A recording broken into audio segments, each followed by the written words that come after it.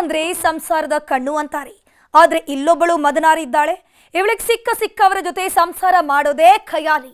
ಮೂವರ ಜೊತೆ ಮರ ಸುತ್ತಿದವಳು ಲಕ್ಷ ಲಕ್ಷ ಹಣವನ್ನ ಪಂಗನಾಮ ಹಾಕಿದ್ದಾಳೆ.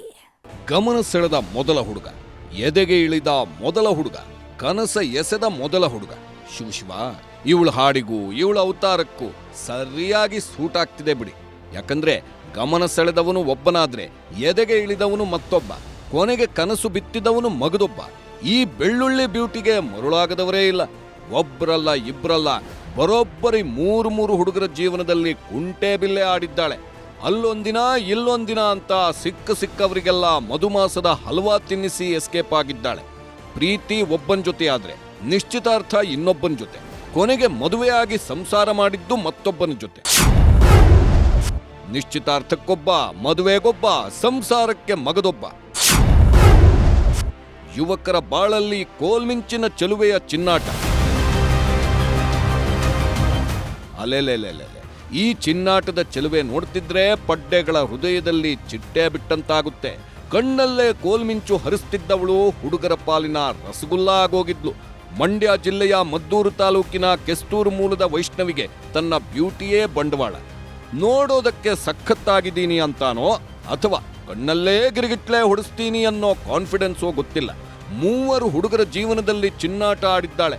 ಮದುವೆ ಆಗೋದನ್ನೇ ಬಂಡವಾಳ ಮಾಡಿಕೊಂಡು ಹಸಿ ಬಿಸಿ ಆಸೆ ತೋರಿಸಿ ಹೋಗಿದ್ದಾಳೆ.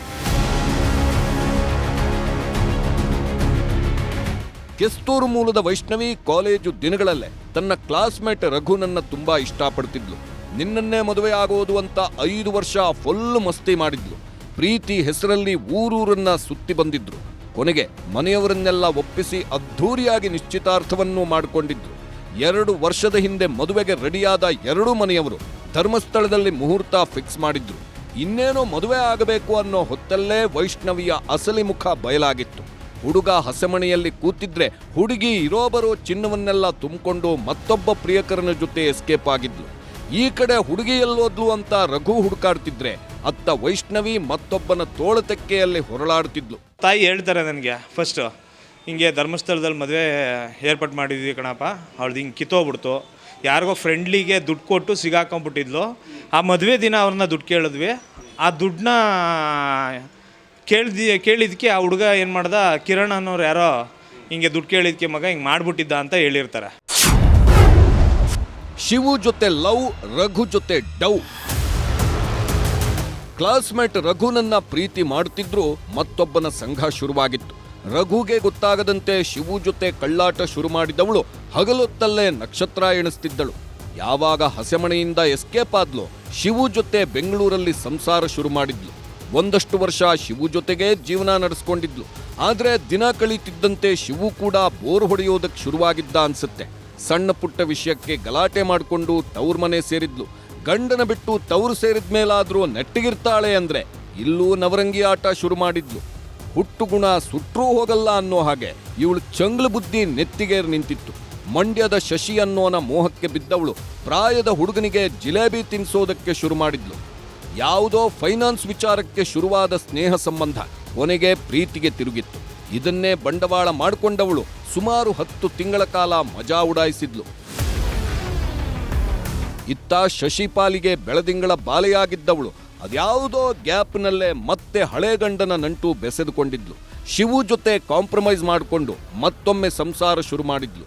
ಇತ್ತ ಹಳೆ ಗಂಡನ ಮನೆಗೆ ಹೋದ್ರೂ ಮಂಡ್ಯದ ಶಶಿಯನ್ನ ಮಾತ್ರ ಬಿಟ್ಟಿರಲಿಲ್ಲ. ಬೆಂಗಳೂರಿನಲ್ಲಿ ಓದ್ತಿದ್ದೀನಿ ಅಂತ ಕಥೆ ಕಟ್ಟಿದವಳು ಶಶಿ ಪಾಲಿಗೆ ಕನಸಿನ ಕನ್ಯೆಯಾಗಿದ್ಲು.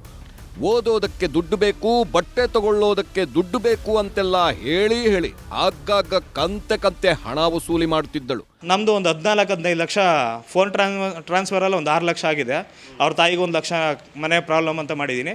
ಇನ್ನು ಮಿಕ್ಕಿದ್ದು ಮದುವೆಗೆ ನಾನು ಪ್ರತಿಯೊಂದಕ್ಕೂ ನನ್ನ ಖರ್ಚೆ ಆಗಿರೋದು. ಶಿವು ಜೊತೆ ಸಂಸಾರ ಮಾಡುತ್ತಿದ್ದವಳಿಗೆ ಶಶಿ ಜೊತೆ ಮದುವೆಯಾಗೋ ಆಸೆ ಶುರುವಾಗಿದೆ. ಇದಕ್ಕೂ ಕಾರಣ ಇದೆ. ಮದುವೆ ನೆಪದಲ್ಲಿ ಒಂದಿಷ್ಟು ದಿನ ಸಂಸಾರ ಮಾಡಿದ್ಮೇಲೆ ಮತ್ತೆ ಗಂಟು ಮೂಟೆ ಕಟ್ಟೋದು ಪಕ್ಕಾ ಅಂತ ಪ್ಲಾನ್ ಮಾಡಿಕೊಂಡಿದ್ದಳು. ಹೀಗಾಗಿಯೇ ಮಾರ್ಚ್ 24ರಂದು ಶ್ರೀ ಕ್ಷೇತ್ರ ಆದಿಚುಂಚನಗಿರಿಯಲ್ಲಿ ಶಶಿ ಜೊತೆ ಅದ್ಧೂರಿ ಮದುವೆಯನ್ನೂ ಆಗಿದ್ಲು. ಆವತ್ತೇ ಕೊನೆ, ಮತ್ತೆಂದೂ ಶಶಿ ಕಣ್ಣಿಗೆ ಕಾಣಿಸ್ಲೇ ಇಲ್ಲ. ಮದುವೆಯಾದ ರಾತ್ರಿ ಶೋಭನಾ ಆಗಿತ್ತೋ ಇಲ್ವೋ ಅದು ಗೊತ್ತಿಲ್ಲ. ಮರುದಿನ ಬೆಳಿಗ್ಗೆ ನೋಡಿದ್ರೆ ವೈಷ್ಣವಿಯೂ ಇಲ್ಲ, ಮನೆಯಲ್ಲಿದ್ದ ಹಣ ಚಿನ್ನಾಭರಣವೂ ಇಲ್ಲ. ಎಲ್ಲವನ್ನ ಗಂಟು ಮೂಟೆ ಕಟ್ಕೊಂಡು ಹಳೆ ಗಂಡ ಶಿವು ಜೊತೆ ಊರು ಬಿಟ್ಟಿದ್ದಾಳೆ. ಇವರು ಫಸ್ಟೇ ಫೋನ್ ಮಾಡಿ ಅವನಿಗೆ ಹೇಳಿದಾಳೆ, ಎಲ್ಲ ಪ್ರೀ ಪ್ಲ್ಯಾನ್ ಇದು. ಇವರು ದುಡ್ಡು ಮಾಡೋರೋ ಇಲ್ಲ ಏನು ಮಾಡೋರೋ ನನಗೂ ಗೊತ್ತಿಲ್ಲ. ಇವರೆಲ್ಲ ಮದುವೆ ಮೂಮೆಂಟಿಂಗಲ್ಲಿ ಹೊರಟೋಗೋದು, ಆ ಕಾರಿಂದ ನನ್ನ ಕಾರಿಂದ ಆ ಕಾರಿಗೆ ಜಂಪ್ ಆಗ್ತಾರೆ. ಹೊರಟೋಗ್ತಾಳೆ, ನನಗೂ ಏನು ಮಾಡಬೇಕು ಅಂತ ಗೊತ್ತಾಗಲ್ಲ. ನಾನು ಸುಮ್ಮನೆ ಕೂತ್ಕೊಬಿಡ್ತೀನಿ. ಯಾವಾಗ ಮದುವೆಯಾದ ಒಂದೇ ದಿನಕ್ಕೆ ಹೆಂಡತಿ ಕಾಣದಂತಾದ್ಲೋ ಇಡೀ ಮನೆಯವರು ಕಂಗಾಲಾಗಿದ್ದಾರೆ. ಎಲ್ಲೋದ್ಲು ಮದುಮಗಳು ಅಂತ ಇಡೀ ಊರು ಹುಡುಕಿದ್ರು. ಕೊನೆಗೆ ದಿಕ್ಕು ಕಾಣದೆ ಮಂಡ್ಯದ ಮಹಿಳಾ ಪೊಲೀಸ್ ಠಾಣೆಗೆ ಬರುತ್ತಿದ್ದಂತೆ ವೈಷ್ಣವಿಯ ಅಸಲಿ ಕಹಾನಿ ಬಯಲಾಗಿದೆ. ಮದುವೆ ಹೆಸರಲ್ಲಿ ಸುಮಾರು 15 ಲಕ್ಷ ಕಳ್ಕೊಂಡಿರೋ ಶಶಿ ದೂರು ನೀಡಿದ್ದು, ತಲೆಮರೆಸ್ಕೊಂಡಿರೋ ಮಾಯಾಂಗಿಣಿಗೆ ಮಂಡ್ಯ ಪೊಲೀಸರು ಬಲೆ ಬೀಸಿದ್ದಾರೆ. ಒಟ್ನಲ್ಲಿ ಬೆಣ್ಣೆಯಂತ ಬ್ಯೂಟಿ ಸಿಕ್ಲು ಅಂತ ಹಿಂದೆ ಮುಂದೆ ಯೋಚನೆ ಮಾಡದೆ ಹಸೆಮಣೆ ಏರಿದ್ರೆ ಏನಾಗುತ್ತೆ ಅನ್ನೋದಿಕ್ಕೆ ಈ ಸ್ಟೋರಿಯೇ ಬೆಸ್ಟ್ ಎಕ್ಸಾಂಪಲ್.